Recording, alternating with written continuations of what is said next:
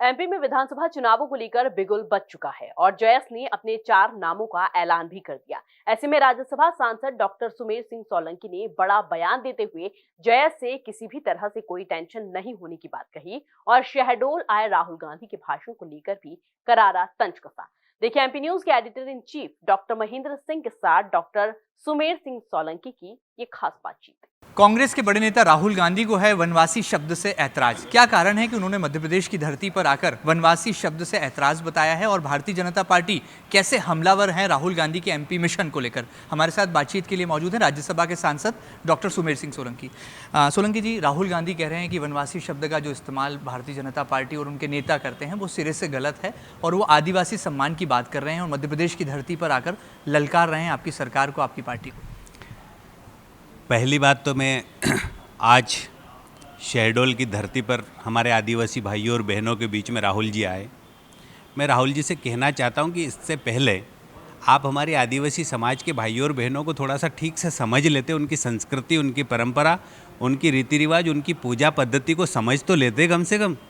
आदिवासी, वनवासी, जनजाति तमाम शब्दों का इस्तेमाल करके आप फूट डालो और शासन करो की नीति के तहत, और साथ में आप हमारे समाज के बीच में भ्रमित करने के लिए इन शब्दों का इस्तेमाल कर रहे हैं।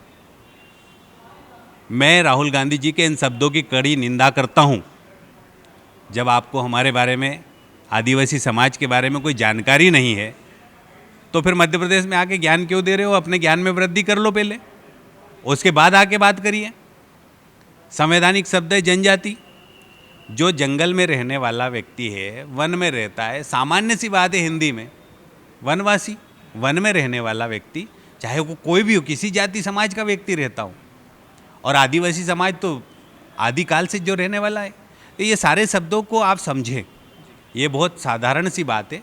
और दूसरी बात ये कहूँ कि आदिवासी जनजाति शब्द बोल बोल के, वनवासी शब्द बोल बोल के आपने आज मध्य प्रदेश के हमारे भाइयों और बहनों को भ्रमित करने का काम किया। इससे अच्छा तो आप महापुरुषों के बारे में बात करते। आपकी कांग्रेस की सरकार जब जब रही, महापुरुषों के सम्मान की बात करते, उनके स्मारक बनाने की बात करते, जनजाति गौरव दिवस घोषित करने का काम करते, हमारे आदिवासी भाइयों और बहनों को राष्ट्रपति या प्रधानमंत्री जैसी कुर्सी पर सुशोभित करने का काम करते।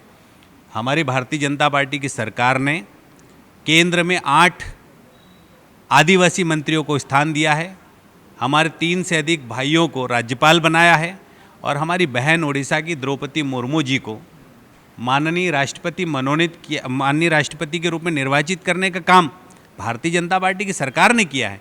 राहुल जी, मैं आपको एक बात कहना चाहता हूं, जब हमारी बहन द्रौपदी मुर्मू राष्ट्रपति का चुनाव लड़ रही थी, तब आपके कांग्रेस के सांसदों और विधायकों ने हमारी बहन को वोट तक नहीं दिया।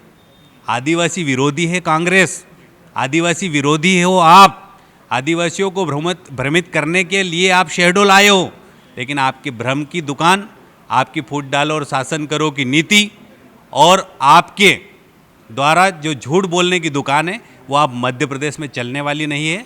मध्य प्रदेश की जनता आपको और आपकी कांग्रेस को जान चुकी है। लेकिन कांग्रेस पार्टी इस बार जो है बहुत फ्रंट फुट पर आकर इलेक्शन लड़ रही है और भारतीय जनता पार्टी के पाले से आदिवासी सीटों को जो है खींचना चाहती है। अगर हम मध्य प्रदेश की 47 सीटों की बात करें तो क्या आकलन है और बीजेपी का क्या दावा है? क्या आदिवासी वोट बैंक आपके साथ है और सीटें कितनी आपके पाले में आ रही हैं?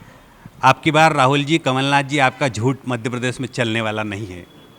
मध्य प्रदेश का आदिवासी जान चुका है। और रही बात मध्य प्रदेश में कांग्रेस की, तो वो कांग्रेस तो नेतृत्व विहीन है।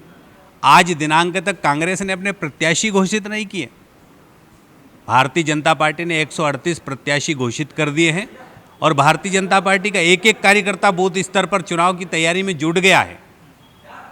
आदरणीय कमलनाथ जी, आदरणीय राहुल गांधी जी, आपका मध्य प्रदेश में कांग्रेस नेतृत्व विहीन हो गया है। कांग्रेस ने 2018 में जो झूठ बोला है, उसको हमारे आदिवासी समाज ने बहुत भली भांति समझ लिया है। इसका जवाब आपको 2023 के चुनाव में और 2024 के चुनाव में मध्य प्रदेश की जनता और आदिवासी समाज जरूर देगा। आपकी पार्टी ने एक बड़ा प्रयोग किया है और एमपी में कई केंद्रीय मंत्री सांसदों को चुनाव मैदान में उतारा है। आपका भी माना जा रहा था कि बड़वानी से चुनाव लड़ना लगभग तय है, लेकिन फिलहाल जो है पुराने चेहरों पर ही विश्वास जताया पार्टी ने। क्या भविष्य में की संभावनाएं बाकी रह गई हैं? भारतीय जनता पार्टी कार्यकर्ताओं आधारित पार्टी ही ये संगठन है या संगठन तय करता है। संगठन जिस कार्यकर्ता को श्रेष्ठ मानता है उसको टिकट देता है और हमारे पास नेताओं की कोई कमी नहीं है। अच्छे से अच्छे नेता इस लोकतंत्र के महासमर में मैदानों में जुटेंगे। कांग्रेस के पास तो नेता ही नहीं है तो कांग्रेस किसको चुनाव लड़ाएगी? भारतीय जनता पार्टी के हमारे नेता, मध्य प्रदेश स्तर के हमारे नेता, राष्ट्रीय स्तर के हमारे नेता इस चुनाव मैदान में हैं और वो सब कार्यकर्ता होते हैं और कार्यकर्ता ही चुनाव लड़ रहा है और एक एक कार्यकर्ता चुनाव लड़ रहा है। इसलिए मध्य प्रदेश में 2023 में भारतीय जनता पार्टी की सरकार बनेगी। जयेश कोई टेंशन बढ़ाएगा? आज 4 नामों का ऐलान कर दिया है और खुले तौर पर चुनौती दी है भारतीय जनता पार्टी को कि चुनाव मैदान में जयेश हुंकार भरेगा। 4 टिकटों का ऐलान होने के बाद कोई चैलेंज, कोई टेंशन? भारतीय जनता पार्टी अपनी तैयारी खुद करता है। भारतीय जनता पार्टी को किसी से कोई टेंशन नहीं है, किसी की कोई चिंता नहीं है। भारतीय जनता पार्टी का कार्यकर्ता अपनी तैयारी करता है।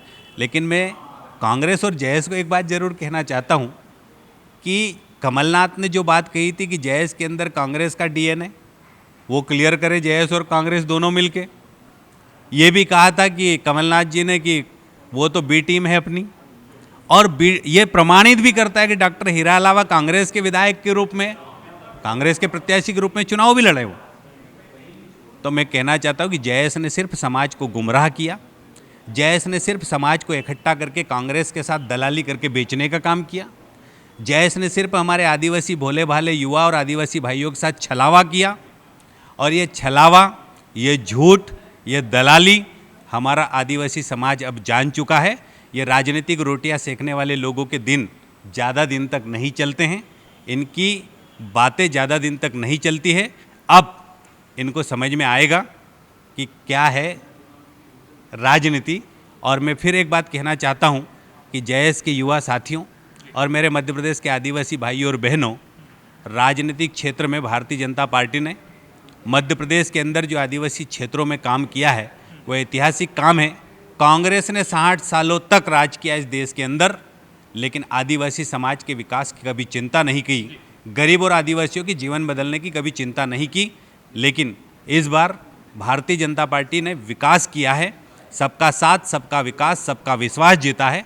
इसलिए भारतीय जनता पार्टी के साथ आदिवासी समाज है और मध्य प्रदेश की पूरी 47 सीटों के साथ भारतीय जनता पार्टी भारी बहुमत के साथ सरकार मध्य प्रदेश में बनाएगी। हमसे बातचीत के लिए बहुत बहुत धन्यवाद। जयेश की फिलहाल तो नहीं है कोई टेंशन और राहुल गांधी नहीं है मेंशन, ऐसा कुछ कहना है डॉक्टर सुमेर सिंह सोलंकी का। देखना लाजमी होगा कि मिशन 2023 के इस रण में आने वाले दिनों में क्या नित नए समीकरण निकल कर आते हैं और कैसे वार पर प्रत्यारोप का ये दौर जो है लगातार चलता है। फिलहाल वीडियो जर्नलिस्ट अरुण यादव के साथ महेंद्र सिंह, MP न्यूज़ इंदौर।